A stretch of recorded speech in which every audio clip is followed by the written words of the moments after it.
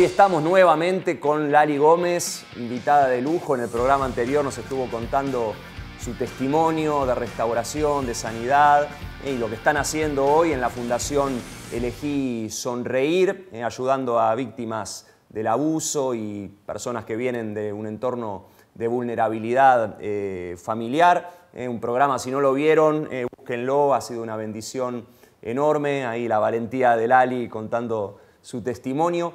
Y hoy queremos meternos de lleno en, bueno, cómo trabajar el tema del abuso en contextos como la familia, la iglesia. Mucha gente que nos ve de diferentes iglesias del país y de otros lados.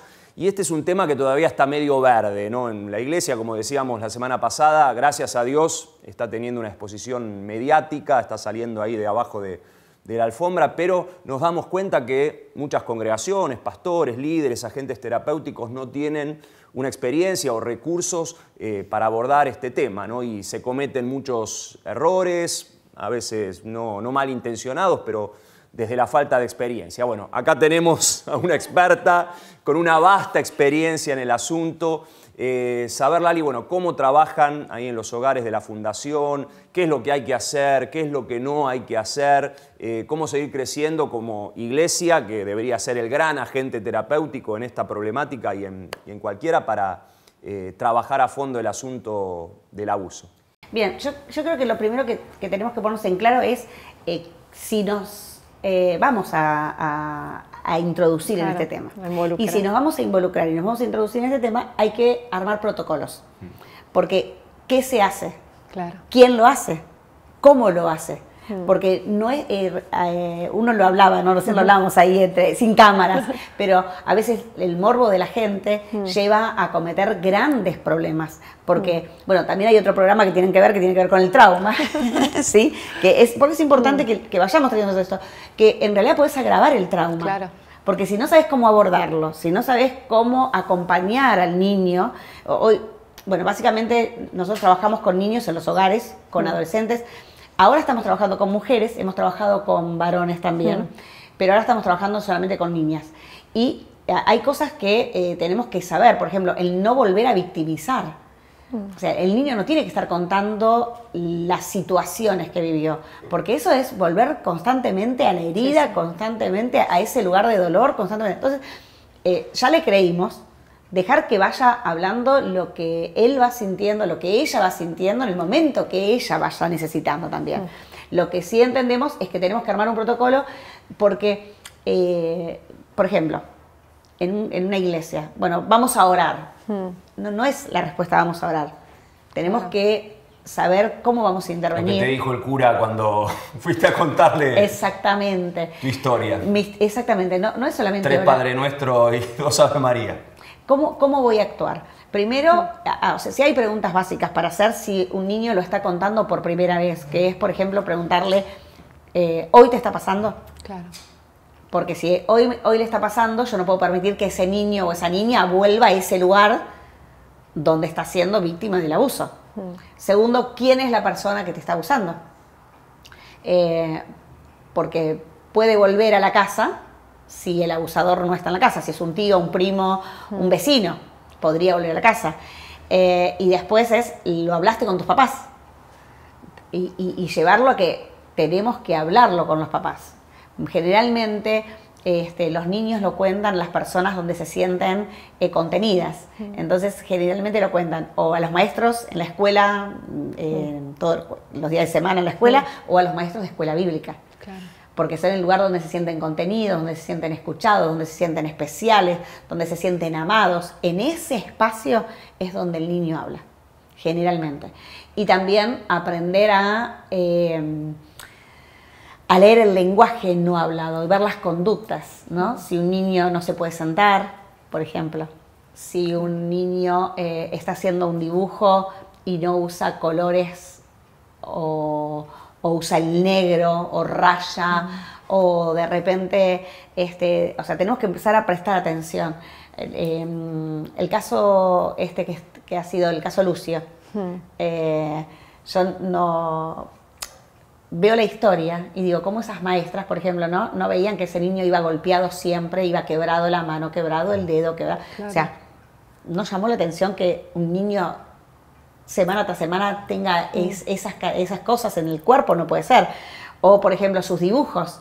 O sea, un niño no solamente habla con la palabra, sino que habla con el dibujo. Sí, con todo, habla con su cuerpo. Acá está bueno por ahí aclarar y decir, bueno, nos llega esta personita, tenemos que saber si es ahora, si fue para atrás, ¿no? Para ver qué hacer.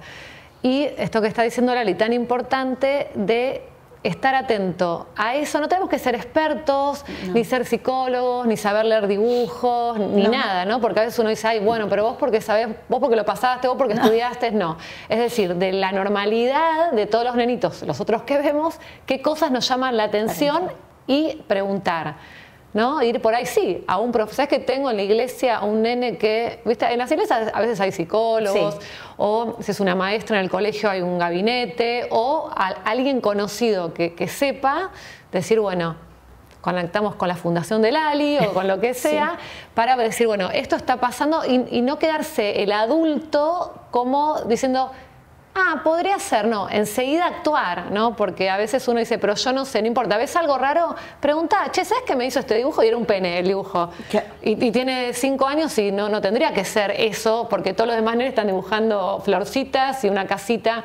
Esto que decimos que es tan importante, que no necesariamente uno tiene que saber o ser un experto. No, exactamente. Me gustó eso que dijiste, que un niño de 5 años te dibuje un pene. No es normal.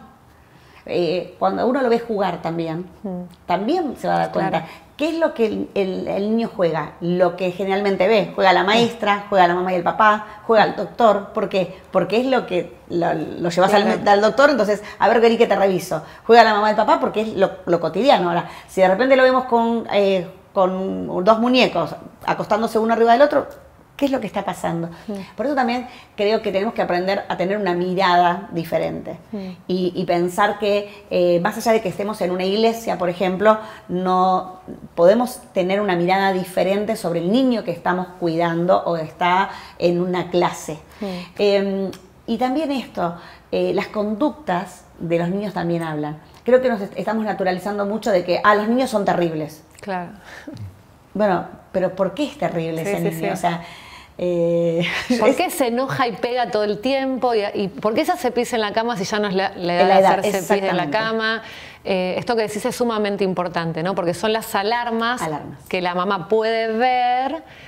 El programa anterior dijiste es algo importante, ¿no? A veces, o mi mamá no sé si se dio cuenta, pero algo por ahí sabía, algo que se llama a veces negación, que es un mecanismo de defensa, porque, o sea, no quiero llegar a imaginar que esto le podría estar pasando a mi hijo, ¿no? Esto no podría llegar a imaginar que a mi hija le está pasando esto. Es como cuando uno dice, bueno, no voy al doctor porque tengo miedo de tener un tumor. Sí. Bueno, pero si vos sabes que tenés el tumor, algo podés hacer, ¿no? Y esto es importante para los papás, abuelos, que a veces son los cuidadores, maestros, de decir, bueno, aunque sea difícil, no van a estar solos, puedes buscar ayuda. Es mejor decir, bueno, ¿con qué me encuentro? Porque me ha pasado a veces de papás que te dicen, no quiero ni ver. O sea, no, tenés que ver y tenés que... ¿Por qué? Porque por más que, o sea, negándolo no significa que el dolor no va a estar si ya pasó. O si está pasando. Pues está pasando aún, lo podemos cortar, ¿no? Y la prevención, porque hay diferentes niveles de prevención también. Puede haber pasado, pero nosotros podemos prevenir que no siga pasando, o las secuelas de lo que pasó sean menores si lo agarramos a tiempo. Como hablaste, lo comparaste con una enfermedad. Una cosa es una enfermedad tomada a tiempo, que podemos hacer un proceso para que la enfermedad no avance y cortarla a tiempo. En esto pasa lo mismo. Nosotros en los hogares recibimos a las niñas. No necesariamente siempre la niña ya habló. Claro.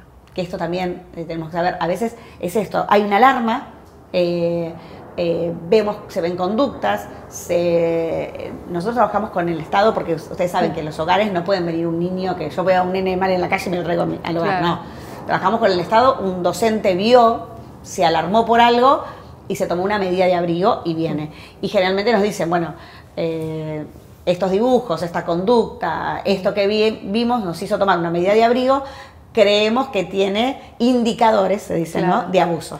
La niña puede hablar después y puede contarlo, a veces tarda muchísimo en contarlo. No es que siempre va a hablarlo de una. Vuelvo a esto, ¿no?, que a veces uno ve algunos casos mediáticos y dice, ¿recién ahora va a hablar? Claro, que recién ahora puede. Claro. Recién ahora puede. Pero es que a veces pasa mucho tiempo sin poderlo, porque también tienen esta negación de la familia debe ser así. Y si yo destruí la familia, entonces yo no destruí la familia. Claro. O sea, vos no la, pero hay que explicarle al niño eso. Y después nosotros trabajamos mucho con talleres, ¿no? Donde desde el juego, desde entender lo valioso que soy, cómo aprender a cuidarme, trabajar la autoestima, porque generalmente el niño que es abusado tiene la autoestima muy baja, lo necesario del cuidado del cuerpo. Lavarme los dientes, peinarme, lavarme la cara, esos pequeños detalles. A veces los papás me dicen, pero ¿no era que le iban a enseñar prevención de abuso? Sí, pero la prevención de abuso conlleva aprender a cuidar todo mi cuerpo. Claro. ¿No? Entonces voy de a poquitito explicándole, así como tengo que cuidar mis dientes, que hay partes de mi cuerpo donde también no las tengo que exponer, que no son ni sucias, ni feas, ni cochinas, claro, sino que son privadas. A aprender la diferencia entre tocar y acariciar, porque cuando vas al médico, el médico te toca, claro, te toca acá, te toca allá, nos tocamos. Esas diferencias, entonces enseñándole desde pequeño muchas cosas, por ejemplo, el lugar de la casa donde uno puede estar desnudo. Claro. ¿Cuál es el lugar de la casa donde puede estar desnudo? Y el baño, pero hay otros nenes que te dicen andan desnudos por la casa o porque es pequeño, no importa que vemos nenes chiquitos de 2 años, de 3 años, bueno, fui a la playa y de repente veo a una mamá sacándole la arena a una nena como de 10 años, la desnudó en la playa. Yo me horroricé de eso, realmente. Dije, esta mamá no tiene conciencia de lo que está haciendo. Entonces, esa niña, para ella no importa. Si me sacan la ropa, si todos me ven, está bien, porque mi mamá lo hizo. Entonces, tener conciencia de esas cosas, ¿no? El lugar donde me puedo desnudar, qué partes de mi cuerpo tengo que cuidar, qué diferencia hay entre tocar y acariciar. Entonces uno va aprendiendo poco a poco. Los talleres son muy buenos y ayudan también. Por ejemplo, hay otra cosa que a mí me encanta enseñar, sobre todo a la gente que va a la iglesia. Viste que nosotros en la iglesia enseñamos a que todo tenemos que compartirlo. Claro. No, todo no. Vos compartís todo, yo no comparto todo. Hay cosas que son mías y que no las quiero. Bueno, entonces en esos pequeños detalles, enseñarles, por ejemplo, bueno, van a venir invitados. ¿Qué juguete querés guardar? Ese juguete que es tuyo, que no querés que nadie te lo rompa, que lo vamos a guardar aparte para que no te lo rompan. A veces las mamás me quedan mirando así. Digo, claro, porque esos detalles van enseñando después al cuidado de su cuerpo también. O, por ejemplo, le compras caramelos, compartí todos tus caramelos. No quiero compartir todos, si son míos. Comparto algunos y otros me los quedo. Entonces, a veces creemos que hablar de la prevención de abuso es, no sé qué idea. Entonces, no hablo del abuso, no lo menciono y pienso que en eso estoy resguardando, porque si hablo es como que voy a ayudar. Lo voy a llamar, porque si no, es como la muerte. Sí, lamentablemente uno lo ve todavía en muchas iglesias, ¿no? Esto del silenciamiento, minimizar el tema, ni que hablar del encubrimiento, ¿no? Recién usabas una palabra clave, ¿no? Protocolo, ¿no? Que debería haber en la familia, en primer lugar, en todo ámbito, y en una iglesia también, ¿no? ¿Qué le decís? Porque yo escucho que es un tema que le preocupa a muchos pastores, ¿no? Y para bien, sobre todo los abusos en el Vaticano, bueno, y en tantos otros ámbitos también. Bueno, ¿qué protocolos, no? Porque la prevención debería empezar por casa y la casa compartida que es la iglesia, ¿no?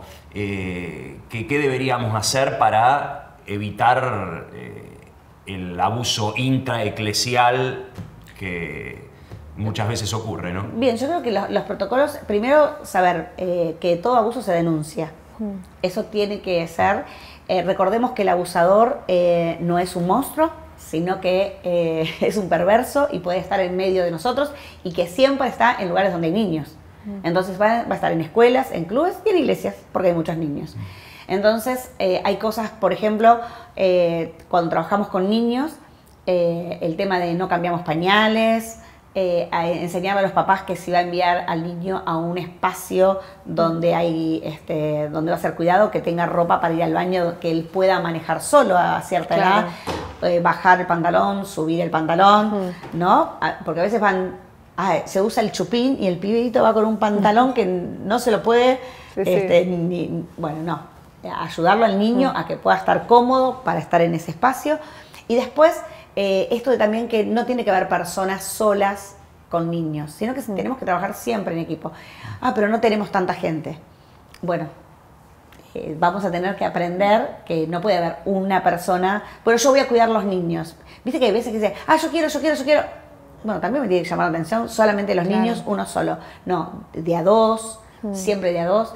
Y lo otro es que también tenemos que hablar del tema y prepararnos. O sea, es indispensable que estas charlas, o sea, acá tenemos esta posibilidad. Si un pastor la ve, bueno, pasársela a otro pastor, a otro pastor, no es necesario... Sí, no solo concientizar, que es un paso importantísimo, sino dar herramientas prácticas, ¿no? Porque a veces hablo, pastor, en el interior, pero acá estoy solito, no tengo ni siquiera un buen psicólogo cristiano, bueno, ¿cómo armo esta red, ¿no? Ante tantos casos que aparecen. Es que también en el interior está más naturalizado, ¿no? Nosotros tenemos que entender que está más parece terrible decirlo, ¿no?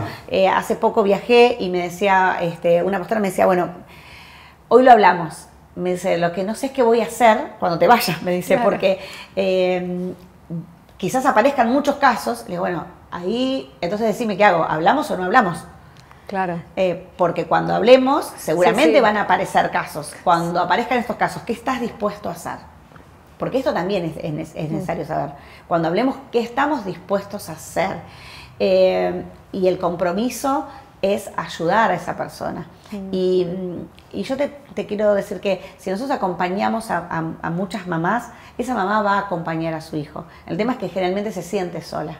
Claro. Se siente que no tiene una red de contención y necesitamos ser contención. En la fundación trabajan, digamos, con la víctima y también con la madre o el sistema familiar, digamos, un trabajo así más sistémico. Cuando en la fundación trabajamos, cuando es hogar y trabajamos con el niño, trabajamos hasta donde se nos permite porque no siempre tenemos acceso a la familia. Cuando damos los talleres, sí ayudamos, hablamos previo al taller que damos para los niños. Nosotros damos una charla a los padres, le estamos mostrando todo el material que trabajamos, porque trabajamos con láminas, con material, porque también le hacemos conocer el cuerpo, entonces de acuerdo a la edad, para que si el niño va con preguntas, sepan los papás que van a responder. Le pedimos autorización a los padres que nos permitan hablar de ese tema, y también le decimos que en caso de que veamos algunos indicadores, vamos a contarles y que estamos para ayudarlos. De hecho, tuvimos varios casos, donde tuve que ser testigo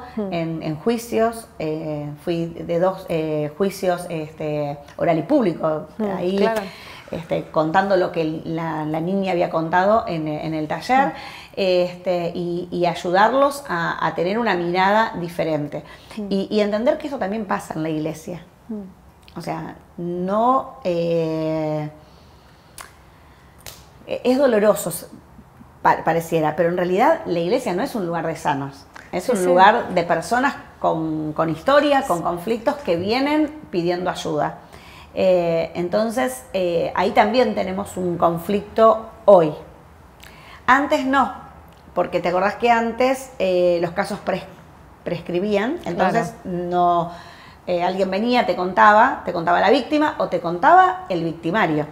Nosotros también trabajamos con el victimario porque creemos que es una víctima. Claro. Mucha gente viene y carga con esto de que cuando eran chicos, por ejemplo, yo jugué con mi prima, te dicen, o con mi hermanita y la toqué y carga con todo esto. ¿Qué pasa? Como ahora está esta exposición mediática, muchos no se animan a contarte también esto y viven toda la vida con esta tortura de lo que hicieron. A mí también me gustaría hablar este tema hoy y poder compartirlo. Es importantísimo porque no se habla No se habla. Si fuiste menor y jugaste a esto, seguramente alguien empezó jugando con vos a esto. Dios restaura, sana, pero también lo tenés que hablar. Tenés que buscar una persona de confianza para hablarlo. Si hubo violación a un niño menor, ahí tenemos un problema porque si recibimos esto tenemos que denunciarlo, ya no podemos callarlo. Entonces, también cuando hablemos, de hecho estamos hablando ahora, si alguien habla, tenemos que saber qué es lo que vamos a hacer, el protocolo a seguir. pero es necesario entender de que hay oportunidad de salir para todos, para la víctima y para el victimario. Y por eso trabajamos en los menores y en los niños, trabajando en la prevención primaria y secundaria para que el niño que fue víctima no sea un reincidente y sea un futuro violador. Claro. ¿Qué es lo que sucede? Si nosotros no trabajamos, son conductas que se repiten. Claro. Generalmente un niño víctima de abuso va a ser un niño que esté abusando de otro. No se lo llama abusador porque un niño no es un violador, pero porque es lo normal, como te digo, un nene que juega, juega la mamá y el papá, o juega al doctor, o juega a hacer la comidita, porque es lo que está viendo. Entonces, un nene que le están haciendo esto, generalmente va a repetir esa conducta, porque para él es normal. Entonces, tenemos que trabajar a tiempo, por eso no solamente con la oración, sino que tenemos que buscar un profesional para que él pueda desconstruir eso que aprendió para volver a construir algo sano. Claro. Entonces es muy necesario no taparlo. Un niño no va a ir preso, o sea, mamá, no te horrorices. Que uno está a tiempo, ¿no? Porque ahí sí hablamos mal, no es abuso cuando son entre pares. Exacto. Es que esta persona está viviendo esto y que se puede transformar esa vida, ¿no? Sí. Y también me gusta hablarle a las personas que son los que han cometido, que por ahí nos ven, porque están en las iglesias, están en todos lados, que también hay esperanza para ellos, aun cuando se tienen que bancar las consecuencias por los actos que han cometido, porque en algunos casos van a ir presos, en otros por ahí ya no, porque prescribió, pero sí que ellos tengan la oportunidad de poder hablarlo para dejar de hacerlo, porque muchos lo siguen haciendo, siguen teniendo tentaciones, por un lado, por otro lado ven pornografía que tiene que ver con niños. Entonces, y esto pasa también en nuestras iglesias, ¿no? Pasa en todo el mundo, por eso hay 7 de cada 10 son abusados, o sea, no podemos mirar al costado. Entonces, si alguien está escuchando y viendo, y me gusta decirlo siempre y cada vez que vamos a dar talleres también, porque ahí adentro están las personas que lo hacen. Claro. Entonces, que pidan ayuda, aún bancándose las consecuencias, ¿no? Dios da oportunidad a todos, ¿no? Como en la cruz siempre digo, estaban los dos, pero no es que les dijo, bájate de la cruz. Murieron en la cruz, pero uno tuvo la oportunidad de estar con el Señor porque se arrepintió, pero no por eso le quitó, o sea, la condena estuvo.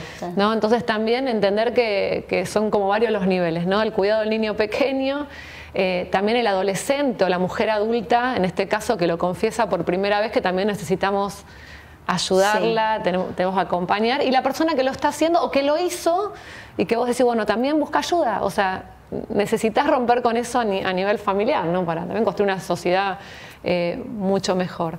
Y otra cosita que sí quería decir que es importante, que vos los tocaste al principio, en esto de que a veces queremos que hable la víctima, ¿no?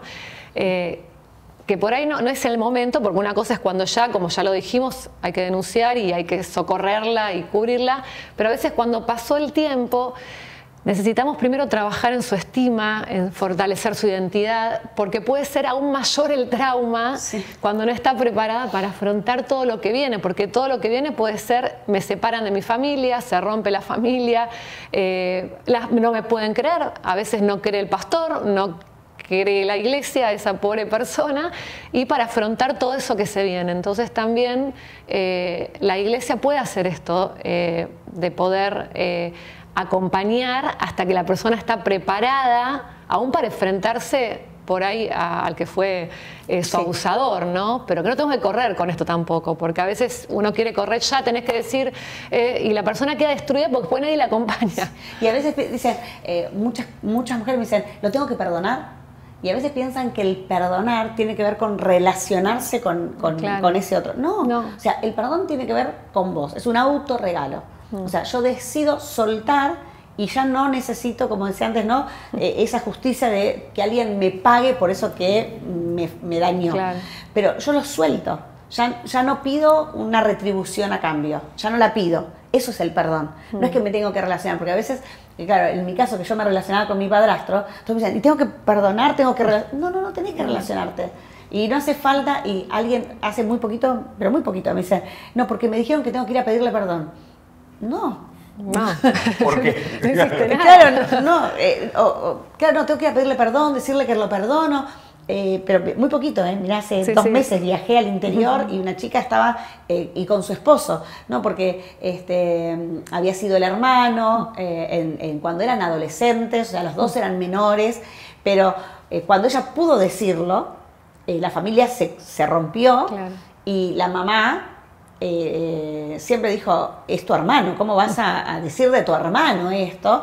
Entonces, ella ama a su mamá, pero se dejó de relacionar con su mamá porque la mamá no le creyó Claro. esto. Entonces dice, tengo que ir a pedirle perdón a mi hermano, No, vos no tenés que pedirle perdón a tu hermano, no tenés que relacionarte con tu hermano, vos tenés que vos sentir que estás bien y te digo, hablo de una mujer casada, con Claro. hijos, pero que todavía estaba llevando este peso de su adolescencia y no podía soltarlo. Entonces, no me tengo que relacionar con el abusador. Claro. Eso no es el perdón. El perdón tiene que ver conmigo, con la decisión esta de no pedir una retribución a cambio. La retribución es lo suelto. No, y aparte está bueno lo del perdón, entender que el perdón no justifica el acto. Exacto. O sea, el perdón no significa estuviste bien o fue menos o lo minimizo. No, lo que está mal, esa persona, desde un lado acá humano, si tiene que ir preso, irá preso o lo que sea, no importa. Entonces está bueno porque a veces la persona no quiere perdonar porque dice, no se merece el perdón. O sea, desde un lado de justicia, claro, o sea, desde un lado estuvo mal, si pienso que minimizó. Claro. No, es como que separamos. Sí. El perdón no justifica lo que está mal. No. El perdonar es para uno porque la falta de perdón trae venganza, trae Sed odio. de venganza, digo yo. Exacto. Bueno, lo viviste, o sea, trae enojos, o sea, el no perdonar te hace quedar continuamente en esa situación y no te permite crecer. En tu caso se ve, vos al perdonar se abrieron oportunidades, ¿no? Primero de sanidad para vos y después esto de los hogares para otros. Entonces a veces es poder entender esto del perdón, porque no se trata del otro en realidad el perdón, se trata de uno y de lo que Dios hace también, porque es como que vos al soltar cambiás la mirada, no estás todo el tiempo en ese lugar del dolor, ¿no? En ese lugar de la venganza que te detiene y no te permite avanzar en la vida. Exacto. Y ves personas a veces envejecidas, pero por la falta de perdón. Bueno, ¿no? la Biblia dice, ¿no? Mientras callé, dice, envejecieron mis huesos. Pues a veces uno calla esto porque está esperando que el otro, a veces me río porque dice, piensa que la justicia de Dios va a hacer que le caiga un rayo al otro y que reviente. Le digo, no va a pasar eso. No tiene que ver con eso la justicia. Tuvo ganas de ser misericordioso. Claro, no, entonces por eso se seca, la persona se seca. Y no, uno tiene que decir, yo me autorregalo esto. Yo ya yo a veces veo las marchas y veo a las mujeres que están pidiendo justicia y el puño así, yo era así. Si yo no hubiera encontrado a Dios, si yo no hubiera encontrado el perdón, la aceptación, que el programa anterior decía, yo me sentía aceptada así como estaba. Dios no me pidió que cambiara nada, a mí me dijo, te amo, y yo sentí el amor de Dios. Y a veces me preguntan, ¿y cómo lo sentiste? Es que tiene que ver con creerlo, ¿no? Claro. Y esta disposición del corazón, son elecciones personales. Nosotros podemos guiarlo, pero la disposición del corazón tiene que ser de uno. Nadie puede hacer algo por mí. Hay cosas que las tengo que hacer yo. Yo puedo acompañar, puedo sostener, puedo escuchar, puedo estar al lado, pero las decisiones son mías. Entonces, yo aprendí a tomar decisiones y a relacionarme con Dios y empecé a sentir el amor de Dios. Lo empecé a ver, lo vi real, lo vi en el otro, en el que me escuchaba, lo vi en que me enamoré enseguida y Dios puso a Ale ahí al lado mío para que me acompañara en todo esto. Pero volver a repetir, ¿no? Entender que es necesario perdonar, soltarlo. Soltarlo para seguir. Y las iglesias también es necesario entender que no es solamente la oración. Por eso voy a volver al principio, porque si no me voy hablando, ¿no? Pero necesitamos tener un protocolo, necesitamos entender que estas son cosas que van a tener consecuencias que no son consecuencias solamente espirituales, sino que son consecuencias con leyes establecidas en la tierra y que las tenemos que cumplir. Y lo otro es que hablamos una palabra que lo dijimos mucho, se va a destruir la familia. ¿Se va a destruir la familia ya está destruida? Exacto. En realidad es ver lo que quizás no queremos ver. pero en realidad ya está destruida, porque si hay un niño en la familia que está siendo víctima de abuso, un niño, un adolescente, una mujer, porque puede ser, Sí, sí, sí. o un hombre también, porque a veces nosotros apuntamos mucho a la mujer, pero ¿cuántos jóvenes han sido varones, han sido destruidos? También ya no es una familia, eso no es una familia, porque la familia tiene que ver con este espacio que Dios diseñó de contención, de amor, de cuidado. Claro. Entonces ya no es una familia. Sí, sí. Exacto. Sí, hay animar a pastores, líderes de jóvenes, de niños, de adolescentes, bueno, cualquier agente pastoral de las iglesias a ser proactivos en la búsqueda de recursos, porque los hay. Ya, Lali, acá. Fundaciones, materiales. Sí. Me acordaba cuando nuestros hijos eran chiquitos que a la noche les hacíamos leer cuentos que no son cuentos de los Sinali. Es un libro para chicos preventivo, ¿no? Enseñándoles cuáles son sus zonas íntimas. Bueno, abundan los recursos confiables, excelentes, cristianos, con valores. Lo que no nos puede pasar es quedarnos de brazos cruzados y la típica excusa, no, es que estoy solo acá, no. Hay algo maravilloso llamado internet. Ahora sí. Aún las terapias a distancia, vale, como psicólogo atiende más que nada online, entonces ya no está la excusa, no hay ningún psicólogo confiable en mi pueblo, entonces sí ser proactivos. Lo que no nos puede pasar bajo ninguna circunstancia es esto, quedarnos callados, silenciar el tema, minimizarlo, ni que hablar, encubrirlo. Entonces, ser proactivos, ¿no? Como agentes pastorales, terapéuticos, y que nos tiene que preocupar este tema porque es uno de los grandes temas hoy a nivel social, y capacitarnos, obviamente en estos programas podemos lograr concientizar y dar algunos tips, recursos, pero hay tanto para hablar acerca del tema, así que busquen ayuda, sean proactivos, acérquense, gracias a Dios. Dios está levantando ministerios, porque es mucho más que una fundación, ¿no? Es un ministerio de restauración, de prevención, de sanidad, como el que lidera Lali de Elegí Sonreír. Así que sean proactivos, ¿sí? Sigamos trabajando para restaurar vidas y traer el reino de Dios acá a la tierra. Bueno, gracias Lali, de verdad fue un lujo tenerte, la bendición que son, no solo ella, Ale, toda la familia, la iglesia La Cruz ahí en Villa Madero, que es de tanta inspiración, el ministerio de Jesus Warrior. Ustedes son polifuncionales, todos, llenan estadios, restauran vidas, bueno, son un regalo del cielo para la iglesia. Los bendecimos, gracias de nuevo por estar.